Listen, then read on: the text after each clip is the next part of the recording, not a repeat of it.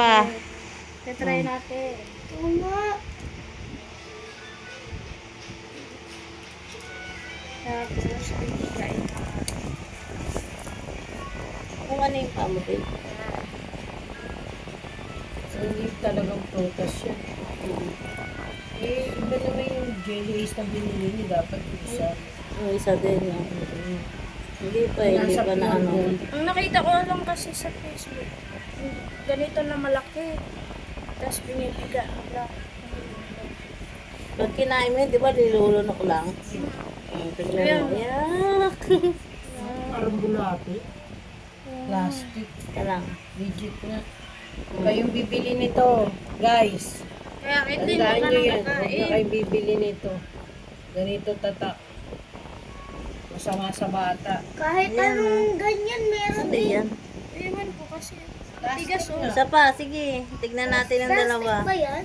Plastic yan. Alisin mo yan. Tignan mo yung dalawa. Ilalagay mo yung ano, bagong bukas. Di, totoo yan. Totoo yan. Di yan. Dapat yung di yan isa yung pwede. nasa pure gold.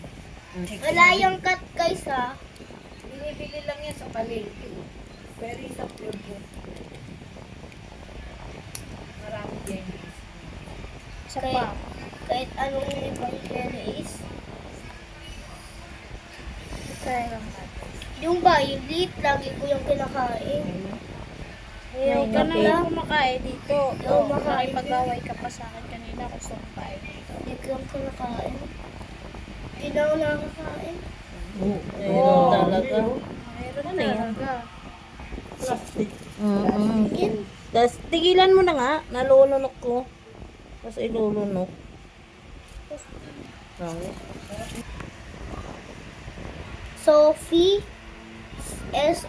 S-O-F-E-E. Sophie.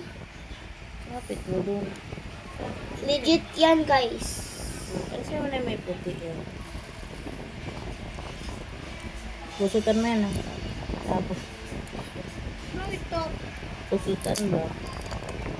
Kain pa yun no? Kaya pala ang langkit. Lang. Lagkit. Hindi siya ano. Kaya para parang ano. Ano nga?